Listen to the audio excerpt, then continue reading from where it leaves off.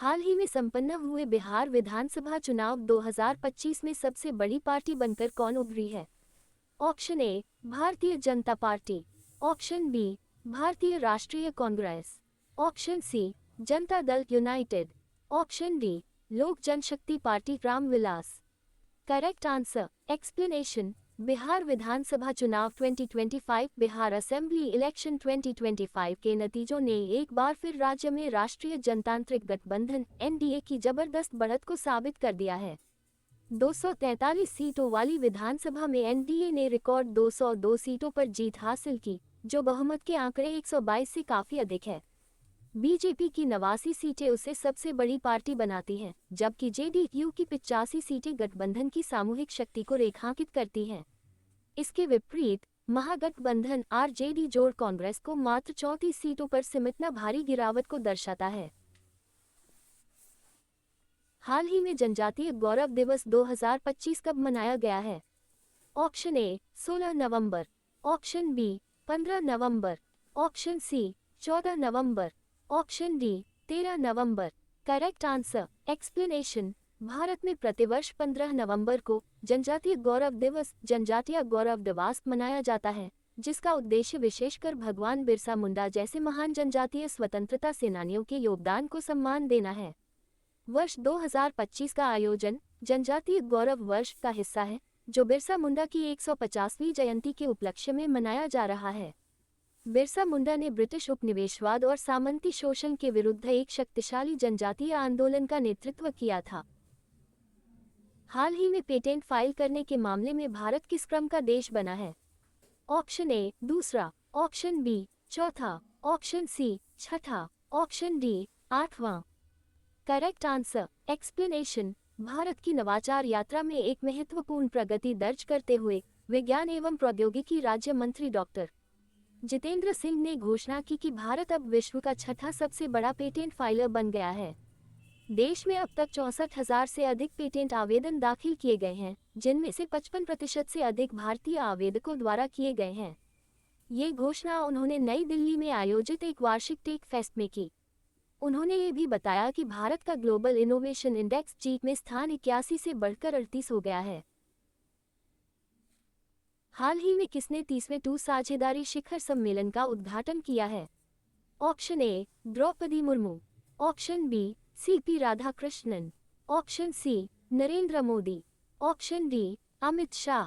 Correct answer explanation. Confederation of Indian industry की partnership summit 2025 के 30वें संस्करण का उद्घाटन 14 नवंबर 2025 को आंध्र प्रदेश के विशाखापत्तनम में भारत के उपराष्ट्रपति सी.पी. राधाकृष्णन द्वारा किया गया। ये 2 दिवसीय समिट की DPIIT department for promotion of industry and internal trade वाणिज्य एवं उद्योग मंत्रालय तथा आंध्र प्रदेश सरकार के संयुक्त सहयोग से आयोजित की गई, जिसका उद्देश्य व्यापार, निवेश और प्रौद्योगिकी के भविष्य की दिशा तय करना है।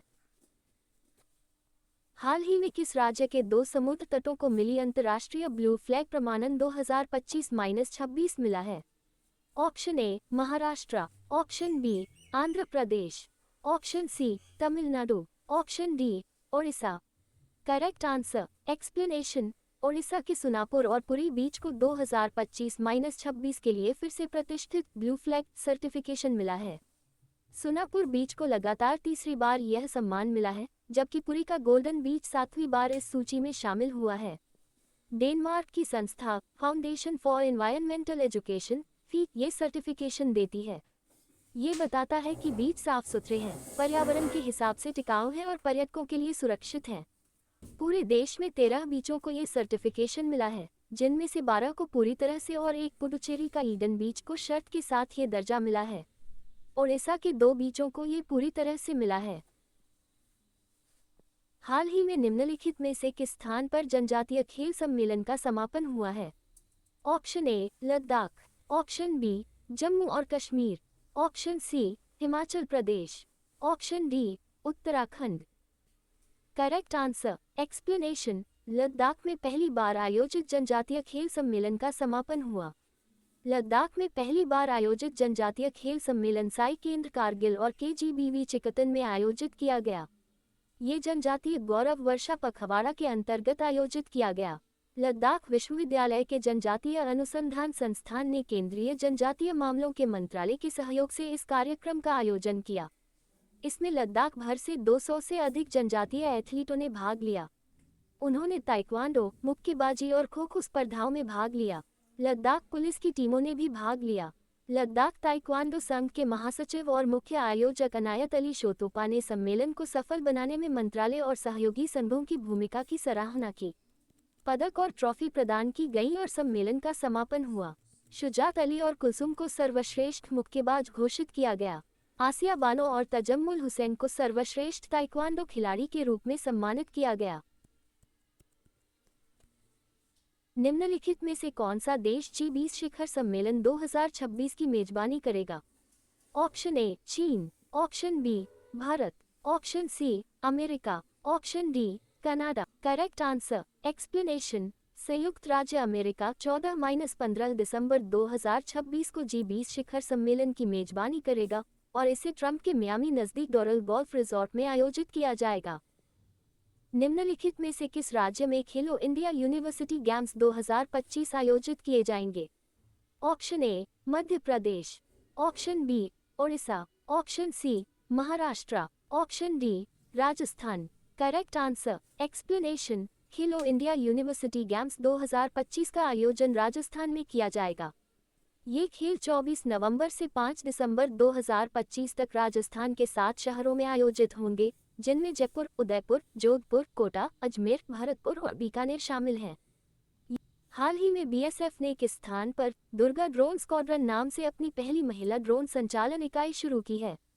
Option A Jaipur, option B Gwalior, option C Pune, option D Srinagar. Correct answer explanation. Seema Suraksha Bal BSF ने अपनी पहली महिला ड्रोन संचालन इकाई दुर्गा ड्रोन स्क्वाड्रन की स्थापना की।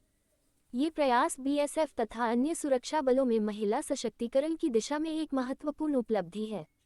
यह अग्रणी पहल महिला शक्ति को उन्नत प्रौद्योगिकी से जोड़ती है, जिसका लक्ष्य भारत की पश्चिमी और पूर्वी दोनों सीमाओं पर सुरक्षा अभियानों को सशक्त बनाना है। ये प्रशिक्षण ग्वालियर में बीएसएफ अकादमी के स्कूल ऑफ ड्रोन वॉरफेयर एसडीडब्ल्यू में आयोजित किया जाता है, जो बीएसएफ के भीतर ड्रोन प्रौद्योगिकी प्रशिक्षण का प्रमुख संस्थान है। हाल ही में सालूमरदा थिमका का निधन हुआ है, वे कौन थी? ऑप्शन ए पर्यावरणविद, ऑप्शन बी वैज्ञानिक, ऑप्शन सी लेखिका, ऑप्शन डी अभिनेत्री। Correct answer explanation. Saalumarada Thimmakka एक प्रसिद्ध भारतीय पर्यावरणविद थी, जिनका हाल ही में 114 वर्ष की आयु में निधन हुआ है। उन्हें वृक्षों की माँ के रूप में जाना जाता था और वे कर्नाटक में हुलिकल और कुदुर के बीच 4.5 किलोमीटर राजमार्ग के किनारे 385 बरगद के पेड़ लगाने और उनकी देखभाल करने के लिए प्रसिद्ध थीं। उन्हें पद्मश्री सहित कई पुरस्कारों से सम्मानित किया गया था।